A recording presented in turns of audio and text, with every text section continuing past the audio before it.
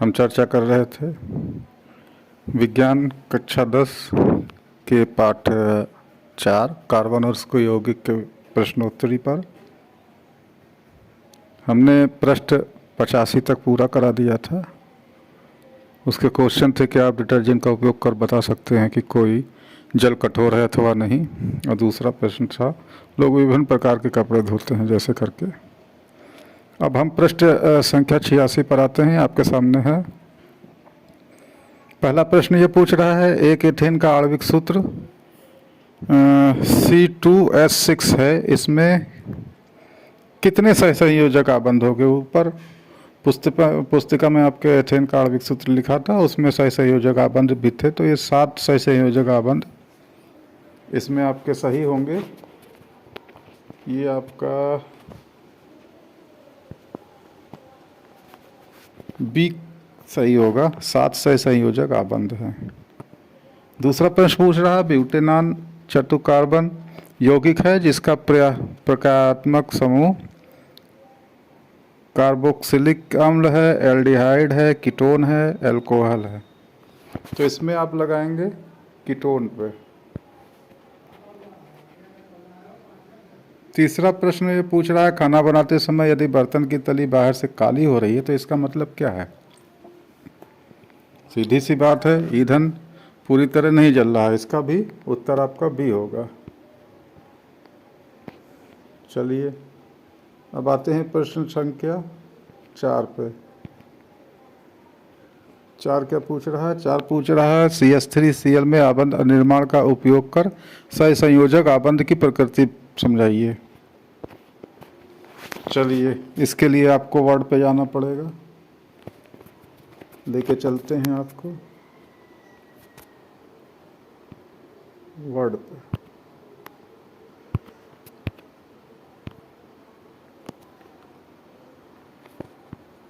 ये है आपका, यहाँ आ गया जी। इस प्रकार से बनेगा।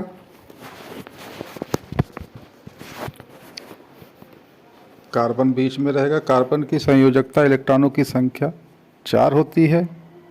इसके एक इलेक्ट्रॉन हाइड्रोजन के 3 अणुओं के साथ तथा एक इलेक्ट्रॉन क्लोरीन के साथ साझेदारी करते हैं। देखिए समझ लीजिए, 1 2 3 और एक आपका ये क्लोरीन से कर रहा है।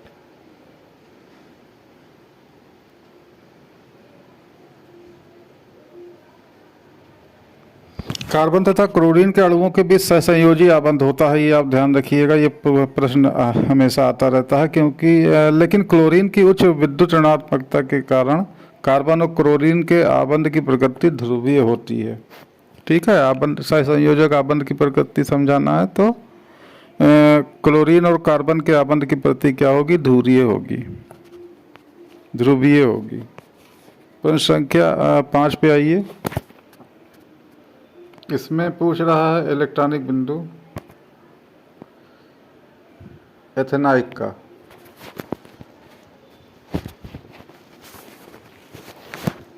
एथेनाइक का इलेक्ट्रॉनिक बिंदु इस प्रकार होगा। ये एथेनाइक का है।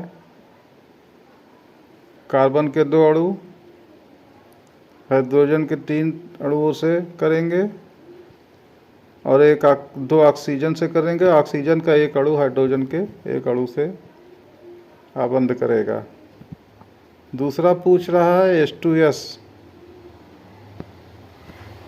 Hydrogen sulphide. ये इस प्रकार होगा। सल्फर का 1 अणु हाइड्रोजन के 2 अणुओं से आबंध करेगा। ये प्रोपेन का है, इसका आप लोग स्क्रीनशॉट ले लीजिएगा।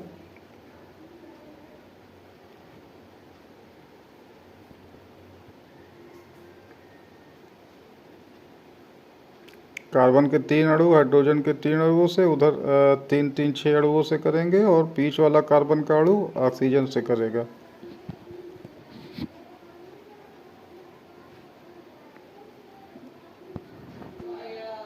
फिर है फेरिस, फेरस। अब इसे समझते हैं। कार्बन में संयोजकता इलेक्ट्रॉन के अणुओं की संख्या 4 होती है। वही चीज़ आप फिर यहाँ पे लिख देंगे। हाइड्रोजन के 3 अणुओं के साथ 1 इलेक्ट्रॉन करता है तथा 1 इलेक्ट्रॉन क्लोरीन के साथ करता है।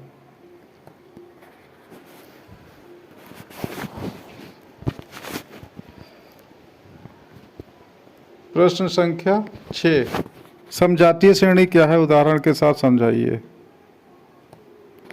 यौगिकों की ऐसी श्रृंखला जिसमें कार्बन श्रृंखला में स्थित हाइड्रोजन को एक ही प्रकार का प्रक्रियात्मक,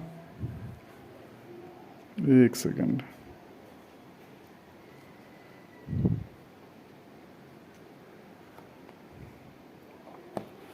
ये तो आपको समझ में आ गया होगा। प्रश्न पर लौटते हैं।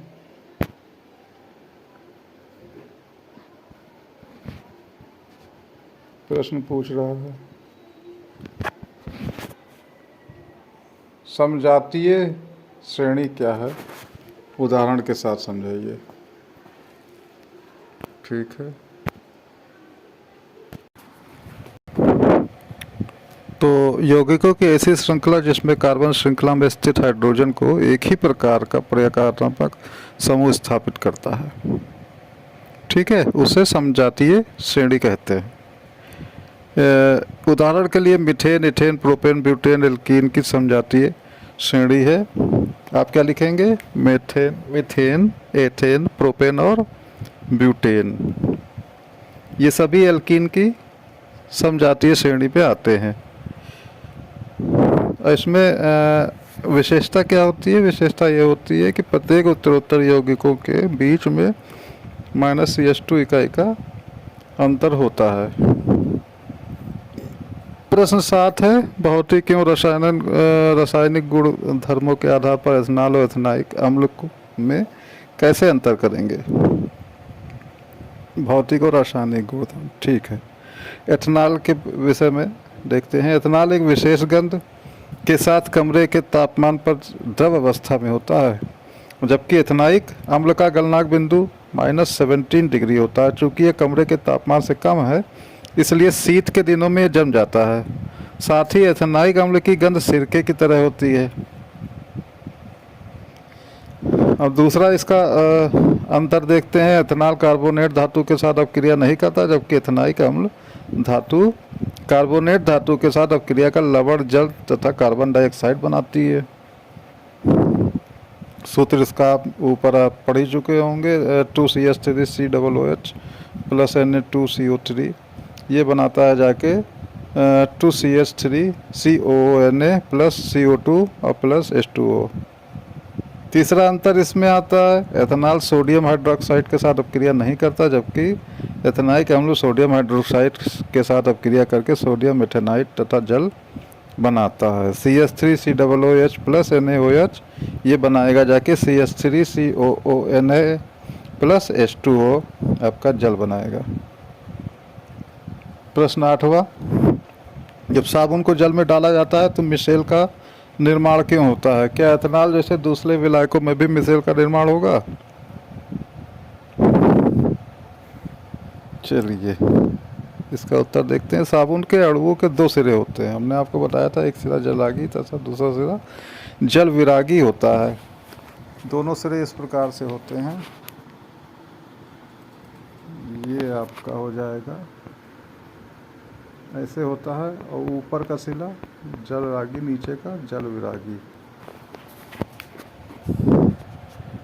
जब साबुन को जल में घोला जाता है तथा कपड़े को साबुन के विलयन में डाला जाता है तो तैलीय धूल के कण हाइड्रोकार्बन भाग से तथा जल के अणु आयनिक भाग से जुड़ जाते हैं। अब ये सभी साबुन के अणुओं के आयनिक ऋणात्मक जो भाग होता है बाहर की ओर होता है तथा हाइड्रोकार्बन भाग भीतर की ओर व्यवस्थित होकर जो है मिसेल बना देते हैं। ये कोलाइड रूप में रहते हैं तथा आयन आयन विकर्षण के कारण अवक्षेपित नहीं होते हैं। एथेनॉल जैसे दूसरे विलायकों में मिसेल का निर्माण नहीं होता है, क्योंकि साबुन की तरह इनकी प्रकृति ध्रुवीय नहीं होती है। प्रश्न 8वां देखेंगे। कार्बन एवं उसके यौगिकों का उपयोग अधिकतर अनुप्रयोगों में ईंधन के रूप में क्यों किया जाता है? इसका सिंपल सा उत्तर है, कार्बन और उसके यौगिकों में कार्बन तथा हाइड्रोजन का प्रतिशत उच्च होने के कारण दहन करने पर प्रचुर मात्रा में ऊष्मा उत्पन्न करते हैं। ईंधन के रूप में उपयोग किए जाने वाले कार्बन तथा उसके यौगिकों का उच्च कैलोरी मान के साथ अनुकूलतम प्रज्वलन तापमान होता है तथा उन्हें नियंत्रित करना भी आसान होता है। इसलिए कार्बन और उसके यौगिकों का उपयोग अधिकतर अनुप्रयोगों में ईंधन के रूप में किया जाता है। 10वां प्रश्न पूछ रहा है, कठोर जल को साबुन से उपचारित करने पर झाग के निर्माण को समझाइए। कठोर जल में कैल्शियम मैग्नीशियम के लवण उपस्थित होते हैं। साबुन के अणु कैल्शियम मैग्नीशियम के लवण के साथ अभिक्रिया कर अवक्षेपण का निर्माण करते हैं। यह अवक्षेपण जल के ऊपर सफ़ेद परत के रूप में तैरता रहता है, जिसे हम झाग कहते हैं। ये परत आघूलनशील पदार्थ स्कम कहलाती है। स्कम के निर्माण के कारण साबुन कठोर पानी में अपनी सफाई की प्रवृत्ति खो देता है। 11वां प्रश्न आपके सामने है, यदि आप लिटमस पेपर लाल एवं नीले से साबुन की जांच करें तो आपका प्रेक्षण क्या होगा? चूँकि साबुन के प्रति ऊपर पुस्तिका में बताया गया है कि क्षारीय होती है, इसलिए लाल लिटमस पेपर तो नीले रंग में प्रतीत हो जाएगा, जबकि नीला लिटमस पेपर नीला ही रहेगा, उसमें कोई परिवर्तन नहीं होगा। हाइड्रोजनीकरण क्या है? इसका औद्योगिक अनुप्रयोग क्या है? प्रश्न 12वां है। उत्तर इसका सुन लीजिए। हाइड्रोजनीकरण उत्प्रेरक की उपस्थिति में हाइड्रोजन और अन्य यौगिकों के बीच रासायनिक अपक्रिया है। हाइड्रोजनीकरण का उपयोग मुख्य रूप से असंतृप्त हाइड्रोकार्बन को कम करने के लिए किया जाता है। हाइड्रोजनीकरण एक अतिरिक्त अभिक्रिया है। उदाहरण के लिए जब एथेन को निकेल उत्प्रेरक के साथ गर्म किया जाता है तो यह एथेन तक कम हो जाता है। इसका औद्योगिक रूप उपयोग सुन लीजिए। हाइड्रोजनीकरण का उपयोग पेट्रो रसायन उद्योगों में एल्कीनों से एल्केन और साइक्लो एल्केन में परिवर्तित करने के लिए किया जाता है। दूसरा, इसका उपयोग वनस्पति तेलों से वनस्पति घी तैयार करने के लिए भी किया जाता है। प्रश्न 13वां पूछ रहा है, दिए गए hydrocarbon C2H6, C3H8, C3H6, C2H2 तथा CH4 में किसमें संकलन की अभिक्रिया होती है? तो आप जानते हैं संकलन की अभिक्रिया असंतृप्त हाइड्रोकार्बनों में होती है। इसकी वजह से C3H6 तथा C2H2 में संकलन की अभिक्रिया होगी। किसमें होगी? बता दे तीर से।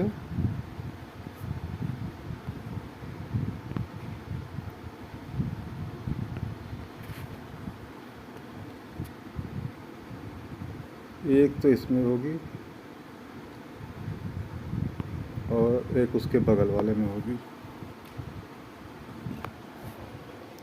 14वां प्रश्न पूछ रहा है, सेकंड लास्ट, मक्खन एवं खाना बनाने वाले तेल के बीच रासायनिक अंतर समझने के लिए एक परीक्षण बताइए। तो सीधी सी बात है, मक्खन में संतृप्त वसा होता है, अतः हाइड्रोजनीकृत नहीं हो सकता है।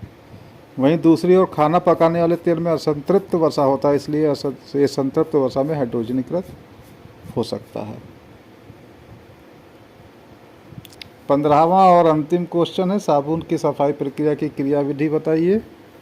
साबुन के अणु ऐसे होते हैं जिनके दोनों सिरों के विभिन्न गुणधर्म होते हैं। जब साबुन की जल की सतह पर होता है तब इसके अणु अपने को इस प्रकार व्यवस्थित कर लेते हैं कि इनका आयनिक सिरा जल के अंदर होता है। देखिएगा,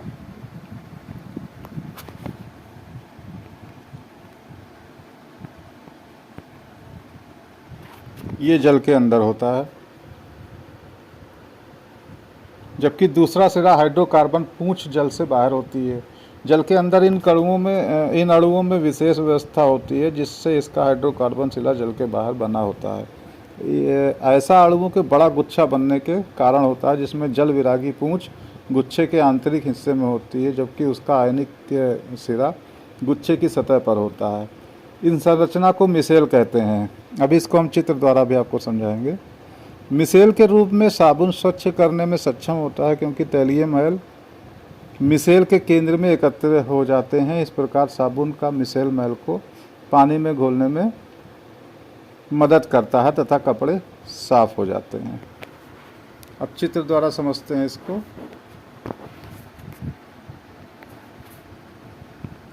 ये है इसका चित्र, वर्ड खोलते हैं।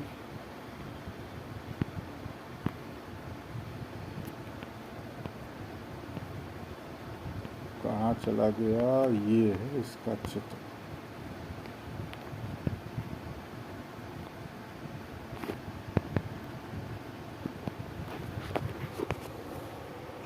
ये ऊपर आपको हमने बताया था, ये इस प्रकार होगा। ये अणु जो हैं ऐसे होगा, ठीक है। जल रागी सिरा ऊपर होता है, जल विरागी सिरा नीचे की तरफ होता है। और ये चिकनाई और मैल आपकी ये होती है इस तरफ।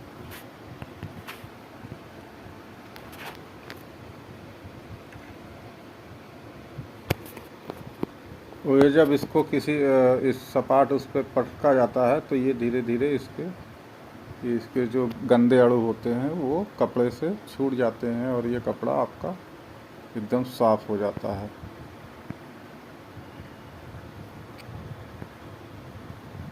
कपड़ा आपका एकदम नीट एंड क्लीन हो जाता है। तो ये रहा आपका प्रश्न उत्तर। और ये पाठ आपका यहीं समाप्त हो गया है। अगले पाठ में हम पुनः चर्चा करेंगे। तब तक के लिए नमस्कार।